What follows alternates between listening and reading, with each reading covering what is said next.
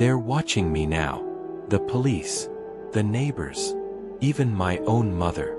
Everywhere I go, I feel eyes burning into me. They whisper when I pass, their voices trembling like leaves in the wind. They think I don't hear them. They think I don't know. But I do. And the best part? It doesn't matter. You can't stop a smile once it spreads. Detective Harris is the worst of them all. He follows me. Not always close, but close enough. When I walk to the corner store, I see his unmarked car parked across the street. When I cut through the park, I spot his silhouette under the lamps. When I wake in the middle of the night, I swear I see him outside the house, staring up at my window. He came by again last week. Sat in our living room. Asked my mother if she'd noticed anything strange about me. She said no. But her eyes told a different story. Harris leaned forward, locking his gaze on me. His voice was calm, steady, but every word cut like a knife. You smile too much, Noah. You know that. I just grinned wider. Guess I'm a happy kid, I said. But I could tell he wasn't convinced. And as he left, he whispered something to me. So quiet, only I could hear it. I'll wipe that smile off your face. I wonder if Caleb knows what's happening out here. Locked in his cage, counting down the days. Word must have reached him by now. The other inmates whisper about the man who smiles. The guards talk about the killings when they think no one's listening. I wonder if Caleb puts it together. If he lies awake at night realizing the truth. That the brother he once defended is gone. And when he finally gets out, he'll have no one to come home to. Something strange is happening to me. My smile, it's different. It's no longer mine. It comes on its own now, stretching across my face when I don't want it to. I'll be walking down the street, minding my business, and suddenly people recoil. Their eyes widen. They cross to the other side. And that's when I realize I've been smiling at them. Even at home, I catch myself in the mirror. Not just smiling, but grinning. Wide. Too wide. And sometimes, this is the part that keeps me awake. I see the reflection move when I don't. I talk to it now. We have conversations. And the voice that answers back, it doesn't sound like mine. It happens suddenly. A moment of pure impulse. Mr. Redfield, my history teacher. Always so smug, always so sure I'd end up nothing. I followed him after school. He lived just a few blocks away. He walked fast, but I kept pace. When he finally sensed me, he turned, his eyes narrowing. Noah? What the hell are you doing out here? I smiled. He frowned. And then the mantra slipped out, soft as a breath. Go to sleep. When they found him, his throat was open, and his face twisted into something he never wore in life. A smile. The hunger got worse. Louder. I couldn't control it anymore. It happened during a school assembly. Hundreds of students crammed into the gym, the air thick with heat and boredom. I saw her, Samantha, sitting just a few rows down, laughing with her friends, completely unaware. And then, I wasn't myself. I remember the scream, the chaos, kids scattering, teachers shouting, the gym erupting into madness. And Samantha's body, lying on the floor, blood pooling, her lips stretched into a smile she never meant to wear. I slipped away in the panic, blending with the crowd. But they knew. The man who smiles had struck again. And this time, in front of everyone. The town is breaking apart. Parents won't let their children leave the house. Businesses close before sunset. Every shadow is a threat, every creak of the floorboards a warning. And still, they whisper about me. Every headline, every broadcast, every terrified conversation. The man who smiles. The grinning killer. The demon of Hollow Creek. I'm not just a boy anymore. I'm a story. A nightmare. A legend. Detective Harris finally snapped. He cornered me one night, just outside the store. His hand gripped my shoulder, hard, spinning me around. You think this is a game? He growled. I know it's you. Every damn one of them. I smiled in his face. And for a moment, I thought he might kill me right there.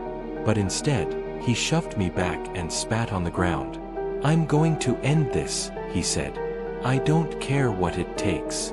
As he walked away, I whispered under my breath, "Go to sleep, Harris. Soon." That night, I went home and stood in front of the mirror again. But this time, it wasn't me looking back. The grin stretched wider than my lips could manage. The eyes darker, emptier. And then, it spoke. "You're not Noah anymore. You never were. You're mine now." I didn't scream. I didn't run. I just smiled back. And for the first time, I wasn't sure if I was the one in control anymore. They say a person can only smile for so long before their face starts to hurt. But mine never does. I don't even know if it's really my smile anymore. I don't know where I end, and where the smile begins. Lately, I swear it talks louder than my own thoughts. And when it hungers, I have no choice but to feed it. It had been months since my brother Caleb was sent away. The house felt quieter without him. Too quiet. My parents barely spoke to me, though they never said why. But I knew. They were afraid of me. And then, one rainy afternoon, I heard the sound of a familiar voice at the front door. Caleb. He'd been released early. Good behavior, they said.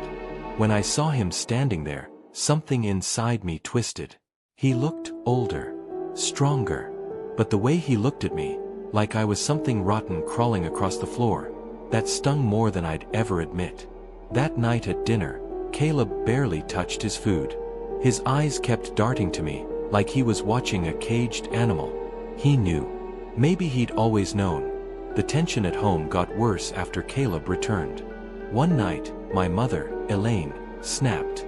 She cornered me in the kitchen, trembling as she clutched something in her hand. It was one of my shirts, stained in blood I thought I had hidden away. "Noah, what did you do?" she whispered. My father, Patrick, came in behind her, his face pale. He'd found the knife I'd stashed beneath the floorboard. I didn't answer. I just smiled. The room went silent, the kind of silence that feels like the whole world is holding its breath.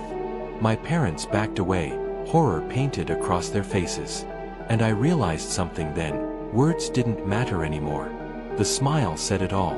Detective Harris wasn't giving up. He had been circling me for weeks, following me from a distance, popping up at school, even parking his car across the street from our house. One afternoon, I spotted him talking to Caleb outside. I couldn't hear everything, but I caught pieces. "Your brother isn't your brother anymore. If you don't stop him, I will." Caleb didn't argue. He just stood there, his jaw clenched. For the first time in a long while, I felt something other than hunger. I felt cornered. The smile wanted more. And I gave it what it craved. The sixth was a stranger. Someone I followed home from the grocery store. Quick.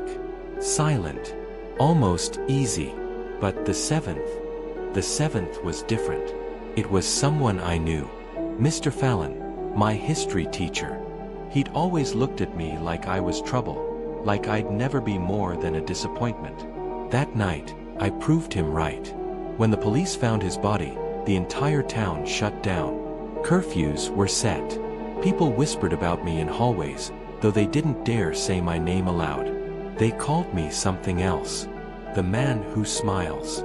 And still, Harris didn't have proof. Not yet, that it's happening more often now. The reflection. Sometimes when I look into the mirror, it doesn't move when I do. Sometimes it leans closer, grinning wider than my face should be able to. The other night, it spoke again.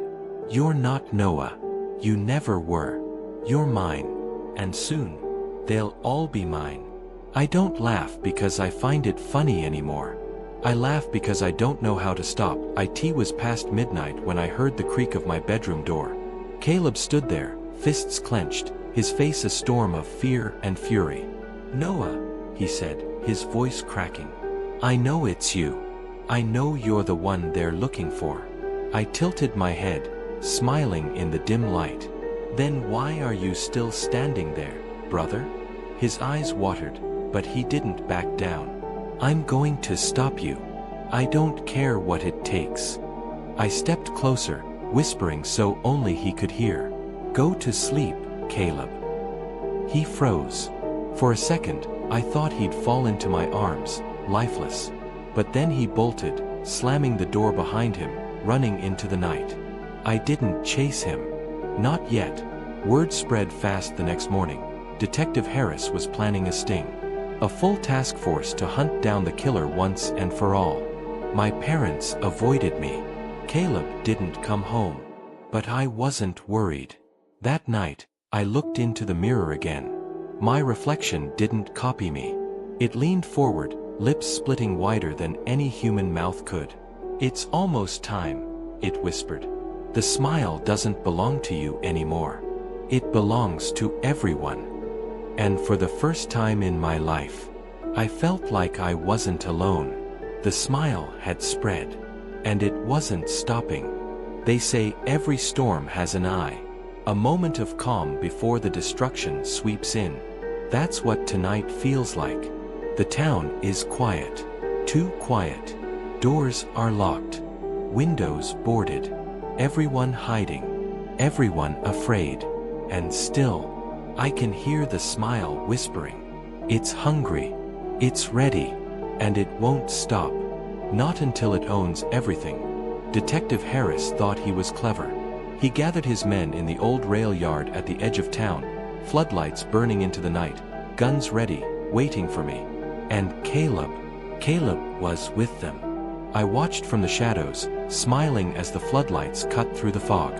Caleb's face was pale, his hands shaking, but his eyes burned with something I hadn't seen in years. Anger, hatred, and maybe a flicker of hope. Hope that he could still save me. Poor Caleb, I didn't walk into Harris's trap. Why would I? Instead, I circled the streets, hunting. The smile guided me, dragging my feet to exactly where I needed to be. A lone officer broke off from the group, radio crackling. He thought he was checking perimeters. He never even saw me move. When Harris heard his man scream, it was already too late. I left the body staged in the middle of the tracks, eyes open, jaw stretched into an impossible grin. A message. A promise. And when Harris saw it, I swear I heard him choke back, "ASOB, it was Caleb who found me first." He followed the blood. The rain-slicked streets echoed with his footsteps as he shouted my name. When he finally saw me standing in the glow of a broken street lamp, his voice cracked. "Noah, it's you. It's really you."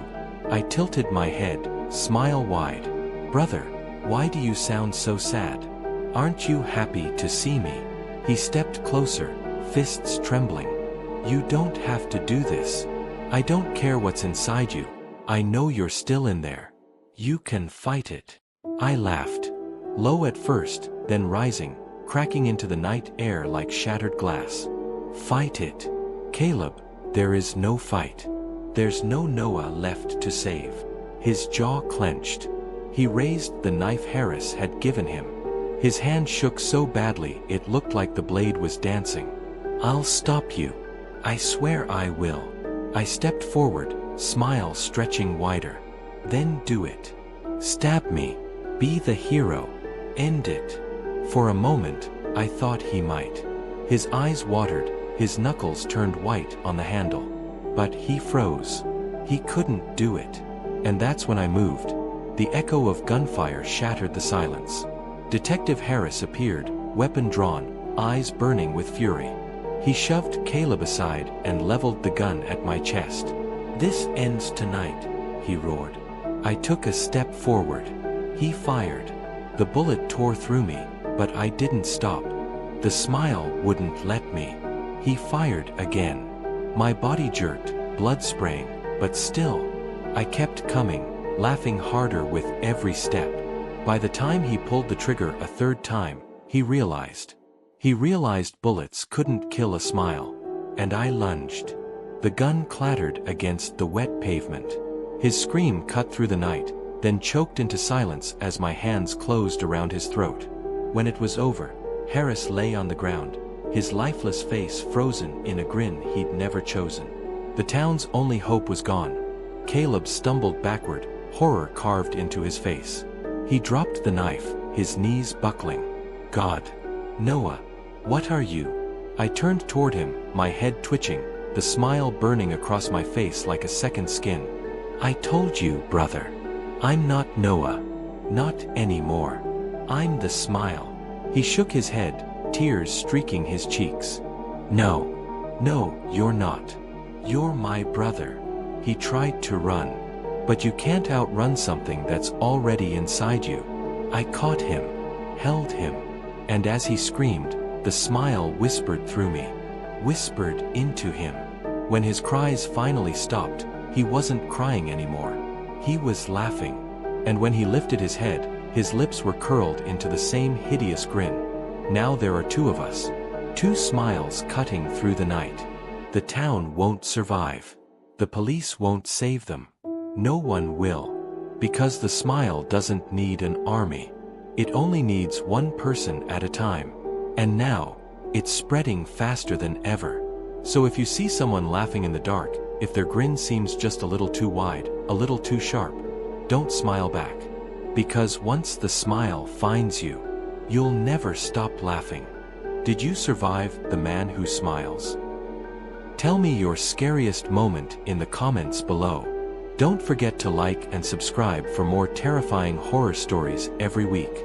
And if you made it all the way to the ending, comment, "Smile never dies," so I know you're one of the brave ones.